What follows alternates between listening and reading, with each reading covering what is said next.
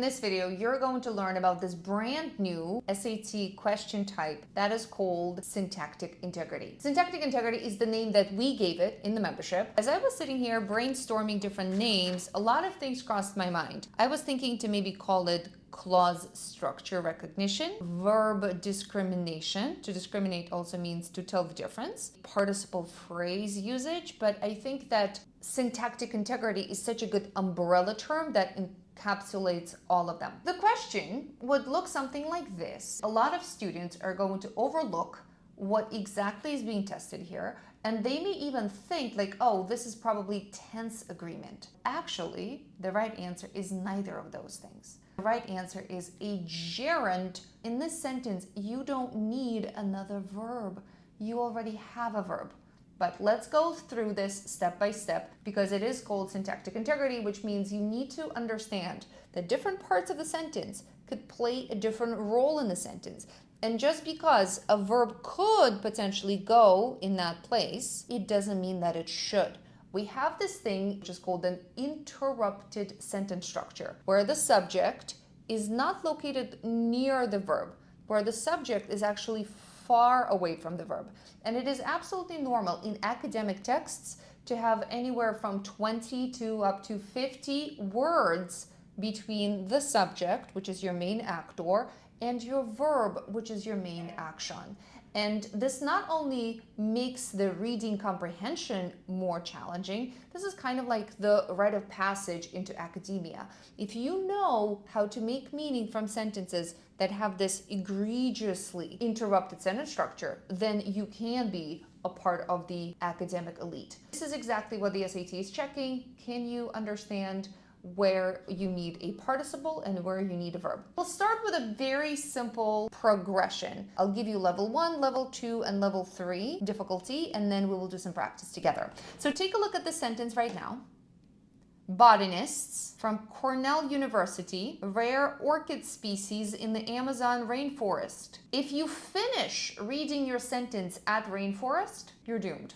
You're going to think, oh, it's probably studied or have studied or were studying. They can all work, and then you could get into this kind of a messy thinking like, well, is it in the present? Are they always studying it?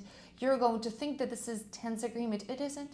The subject in the sentence is botanists. The verb in the sentence is collected. Botanists collected specimens for genetic analysis. You have the subject, you have the verb, and you have the object. You have here a prepositional phrase, and you also are going to have a gerund phrase, studying rare orchid species in the Amazon rainforest.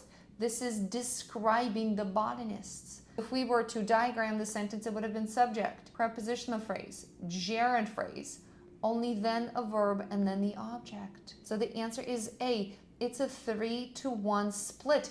You know me, I hate giving you gimmicky shortcuts. But if you need one, here it is. If you see something like this on the SAT, if 3 of the answer choices are conjugated verbs and one of them is not, the odd one out is going to be the answer. All right, let's make it just a tiny bit more complicated. Pause the video, try it again. What is the answer? Quantum physicists subject. What is the verb though? Analyzed. Quantum physicists analyzed, ultimately challenging long-held theories about matter's fundamental properties. It's just a gerund phrase.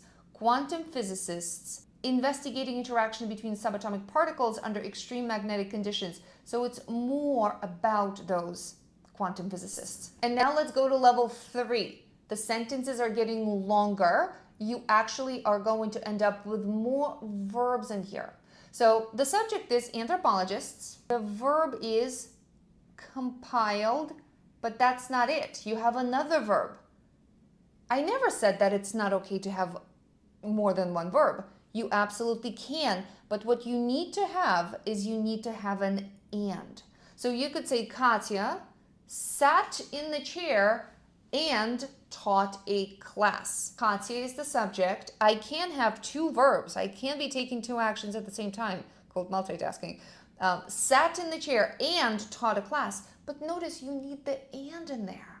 So here we have compiled. What is my next verb? Identified. And there's an and. The and is literally immediately in the front of the verb identified. Well, yes, the College Board made it very difficult for you. They inserted a comma sandwich, but that's okay. The and, from the syntax point of view, syntactic integrity, from the syntax point of view, we have subject, verb, and verb, because whenever something is offset with commas on both sides, you could just lift it off of the sentence. So what do we need here? Do we need here a verb, or do we need here something else? We absolutely don't need a conjugated verb, because then we would end up with subject, verb, verb, and verb, and that's not possible.